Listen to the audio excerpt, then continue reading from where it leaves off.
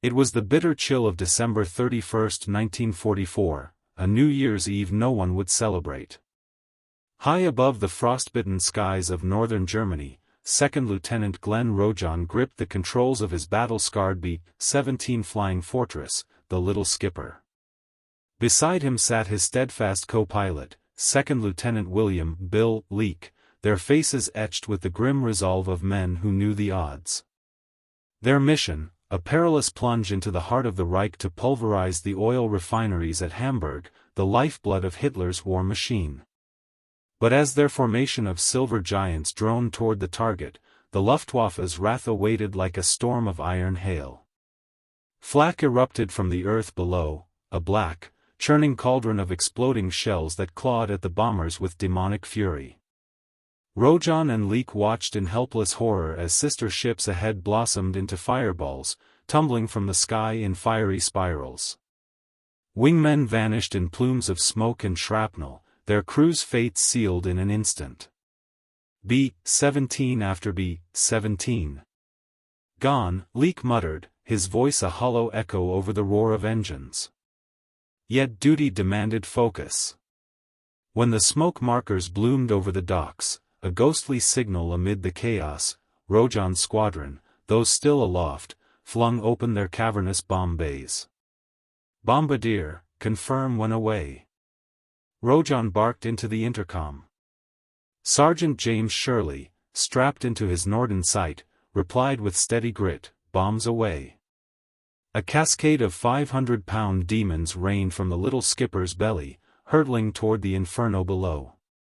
From his glass-domed perch in the ball turret, Gunner Corporal Joe Russo peered through the plexiglass, tracking the strikes.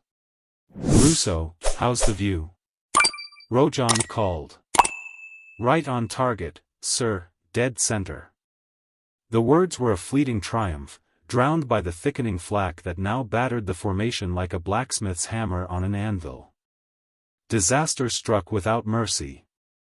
In the lead squadron, the B-17 Fool's Rush in took a direct hit, its fuselage crumpling like tin foil. It lurched rightward, slamming into Cramp's tramps in a cataclysmic embrace. The two behemoths fused in mid-air, Cramp's tramps sheared clean in half by the impact. They plummeted earthward in a tangled wreck of wings and flame. Rojohn's breath caught, surely all aboard were lost. But miracles mocked the madness. 6 parachutes bloomed like defiant white flowers against the gray sky, 3 from each doomed ship. 3, 4. I see 6 chutes. Navigator, log it, Rojohn ordered, shoving the shock into the recesses of his mind. Survival, however slim, was a spark in the abyss. The bomb run complete, the remnants of the group executed a sharp 180-degree turn, banking toward the North Sea and the fragile sanctuary of home. They huddled into a tight box formation, engines straining against the wind, but vulnerability invited predators. Bandits, 11 o'clock high. The cry crackled over the radio like a death knell. 50 German fighters, sleek wolves of the sky, surged from the clouds, the revolutionary jet-propelled Me-262s slicing through like silver arrows, their 108 Malawian Quachas cannons belching fire.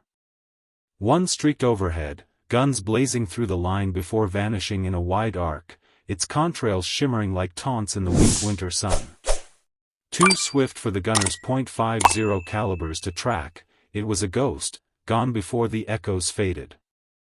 Then came the swarms, Bf-109s diving from the front like vultures, FW-190s buzzing the flanks in frenzied hornets' fury. On Rojohn's right, Faithful Forever, already limping from flak wounds, faltered. A burst of tracers found her vitals. Her pilot, 2nd Lieutenant Leo Ross, fought for control down to 5,000 feet, voice steady amid the alarms, Faithful Forever going down. Against all odds, he leveled her out long enough for the crew to bail. Silhouettes tumbled into the void, chutes snapping open, one by one, a testament to unbreakable will. But the onslaught pressed on. Bandits, 6 o'clock low. The formation frayed, a ragtag herd under siege. Big group at 8 o'clock high. Despair clawed at Rojohn's throat, until salvation pierced the fray. P-51 Mustangs, America's lithe guardians, materialized on the horizon like avenging angels. Thank God, fighter support. The Germans, sensing the shift, peeled away to softer prey, their engines fading into whimpers. The P-51s, their duty done here, vectored off to shield other beleaguered forts. They're heading upper front, stay sharp, boys, Rojohn urged. Alone now, the little skipper and her battered kin limped seaward, the German coast a jagged scar receding behind. Freedom taunted them, the sea's vast expanse gleamed below, a promise of respite.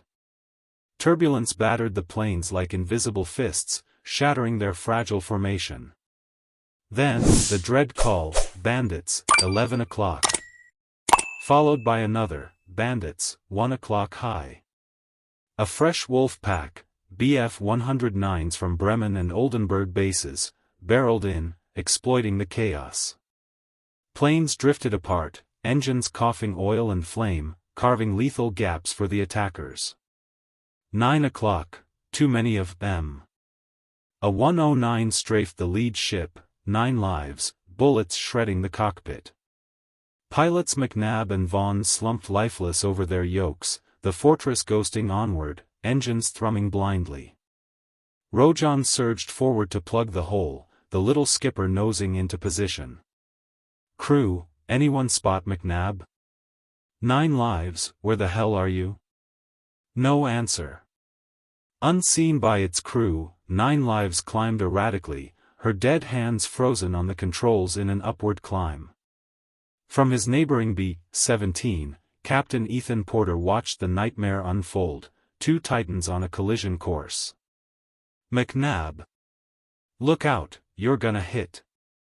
His warning dissolved into static. At 12:44 p.m., fate's hammer fell.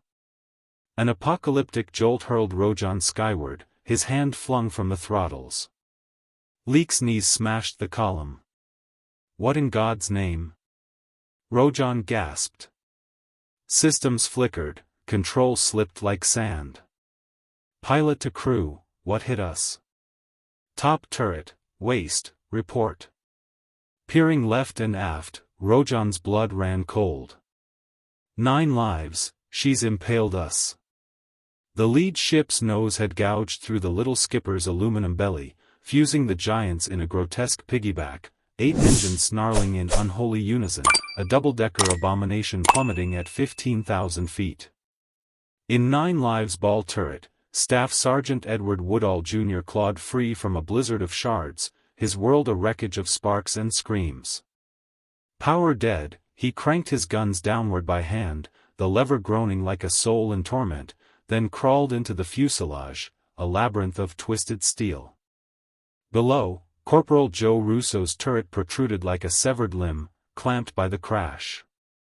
Trapped in his coffin of glass and metal, Russo crossed himself, his voice a fading whisper over the intercom, Hail Mary, full of grace, the Lord is with thee. Blessed art thou among women. The little skipper's crew heard every syllable, hearts shattering.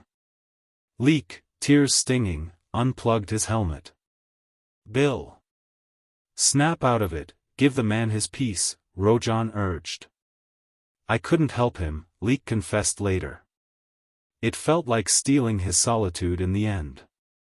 Flames devoured 9 lives number 1 engine, a ravenous beast licking toward the little skipper's wing. Out of formation, control a fever dream, Rojohn and Leek braced against the panel, muscles screaming as they wrestled the beast earthward.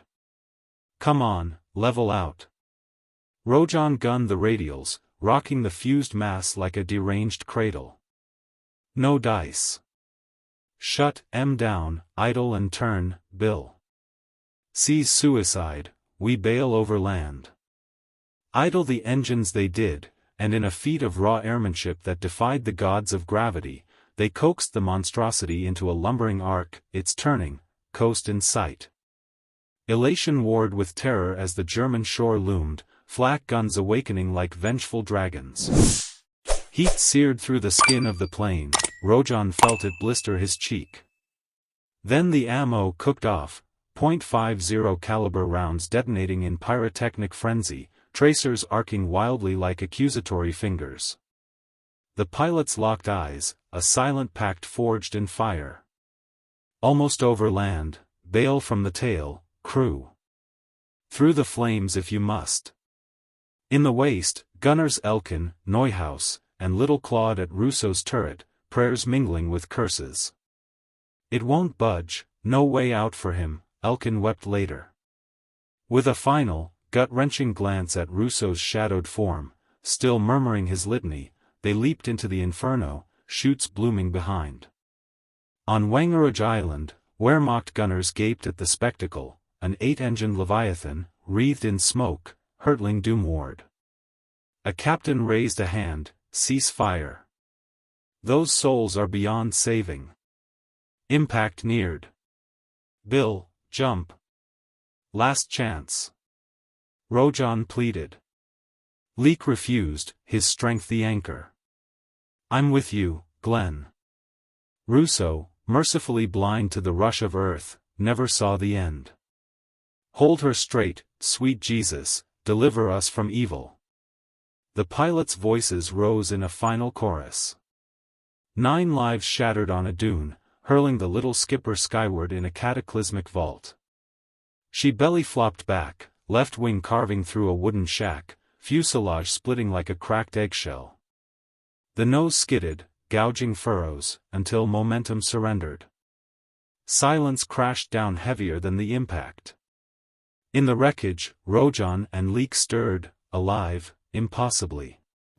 Cuts and bruises their only toll, they clambered from the cockpit. Leek, fumbling for a cigarette amid the gasoline rivers, froze at the prod of a Luger. A German soldier waved frantically, "Neen.